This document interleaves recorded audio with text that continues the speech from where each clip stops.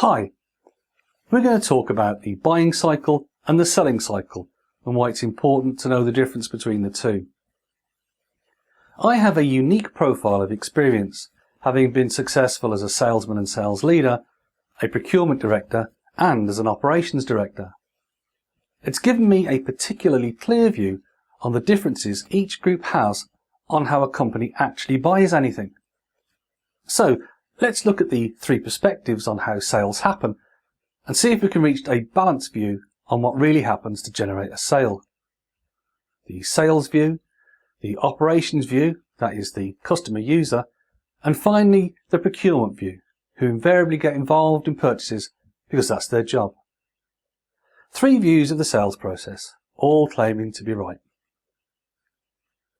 The sales view. Let's start with the way a sales team look at the sales process. You fill your pipeline with suspects and set up as many meetings as possible to filter these down to a group of prospects or likely customers. Then you qualify these further by identifying an opportunity with them, and that's the start of the real sell. You develop a proposal, negotiate a contract, and then implement your solution. From then on, this customer is account managed in order to generate new sales. It's a well-recognized type of process, even if the details in your organization are slightly different. I have used and created dozens of 6-step selling processes in my time, and I can certify that all of them were useful as a guide and totally useless in terms of being of any help at all in increasing my sales results. Let's be honest. Who actually cares about this apart from your sales training department and maybe your boss? In reality, you have certain tasks which need to be completed, such as qualifying the customer, getting a quote to them, getting an order, signing the contract and scheduling implementation.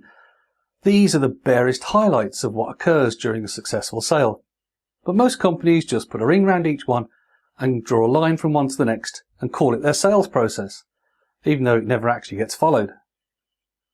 It leaves out all the real hard work along the way, such as getting agreement on scope, pricing and timescale, fighting off the competition, corralling the customer team into agreement with themselves as well as you, arranging stakeholder meetings with your own company experts, such as regulatory, quality, legal, project management, etc., who always seem to be too busy to work on your project. No one ever follows a process. What they need is a plan based on the reality of the situation and the real people and the real way the customer operates. We'll be covering this in the plan section of the course for this very reason. Processes are largely academic, plans are for real world. So, the sales process is kind of an academic exercise, but what about the view from the customer? The operations view. This is a typical set of steps to show what really happens when you get to control the way a buying process really goes. Typically, the requirement for a new product or service sits with operations, so they are the ones who know exactly what's required and what that's really worth to their organisation. So, firstly, you define what you think the problem is that needs to be solved. Then you get someone to go out and look at the marketplace and see what kind of solutions exist to answer this requirement. This will very often be a process of education about what's possible compared to what you would like to be possible. At this point, you start to reach out to suppliers on a tentative basis to understand what solutions cost and what they can really deliver and what timescales are realistic. An operations buyer will believe they are up to 60% or more done with the entire buying process before they even contact a seller. They tend to think that they just need the salesperson to come in, quote a price, refine a few things, and bingo, the job's done. And that's why a hard sell at this point will very often be a big mistake for a supplier, because the customer feels a little bit exposed by the imbalance in knowledge between themselves and the suppliers. They see themselves vulnerable to being taken advantage of because they don't really fully understand what they're doing. They also feel as though they have done most of the work for the seller already and they just needed to give them a price. A relationship building approach from a salesperson at this point, however, will lead to the creation of a trusted advisor role for the salesperson, and hence a bright future with that customer. So a customer then refines their need and evaluates the possible suppliers based not just on price, but on the level of trust, because they will know by now that prices change as projects move forward, and getting the truth about total cost is better than getting the absolute initial lowest price. This is often a major difference between the operations view of a buying process and the procurement view, who always seek lowest cost, as we shall now discuss. If you're from a procurement background, can I suggest you may want to skip over the next few minutes of this video? The procurement view.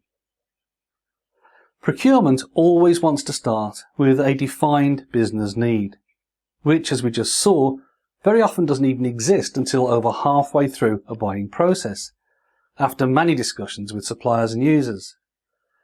This often results in badly prepared tender documents, as procurement try to cover all bases with generalist language, simply because they don't have a clearly defined business need. It's also partially because they are rarely experts in the solution area that's required, not in the way, for instance, operations or a salesperson would be. And so they misinterpret and make mistakes in their understanding.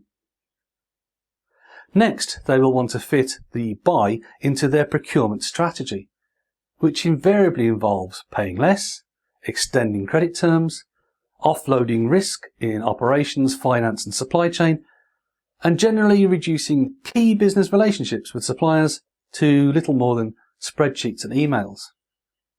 Now, if I sound a little dismissive of procurement here, it's only because I have so many years' experience of them, and what I say is true of 90% of my interactions with them as a seller, operator, and as a procurement professional myself. Next, they will evaluate suppliers based on some invented scoring mechanism that may or may not reflect the operational reality, but it certainly won't reflect the reality of the supplier. And then they enter into negotiations, which for procurement is actually one of the main focuses of the whole process. Then they will disappear for onboarding and implementation, unless of course there's a contractual issue that they can use to reduce price further or delay payment for longer. As a salesperson, you can subvert the procurement role if there are no regulations involved, such as the Operational Journal of the EU, OJEU, or similar legally backed processes that must be followed by law. These are common in government contracting processes. Procurement are always set as the arch villain of sales, but in many ways they have the same objectives as sales, to ensure the customer gets what they need at a good price. The areas of disagreement are usually centred around the financial aspects of the deal and the contractual negotiation. So, how do you reconcile these various views of how things get bought? Well, the sales view is of no actual use to anyone in getting a sale made, so that can be ignored straight away. It has some use as a simplistic way of explaining your business to others or your boss, but little else. The procurement view is all about minimising customer risk, price, and earning the procurement director their bonus for savings. It has to be followed in some circumstances which are dictated by government policy, but should be ignored beyond that. The real buying process is followed by the operators. These are the people who actually have the problem. They actually need the solution, and they're the ones who are going to have to live with it in the long term. They understand what they need and can be educated on what is possible and what's not. They are the ones who will use you again if you get it right. And they're also the ones that can move procurement nicely out of the way if you're understanding of them and help them to do it. So, now you know what a selling cycle is, what a buying cycle is, and what the difference is, and why only the customer's view of how they buy is the one that will actually earn you your bonus.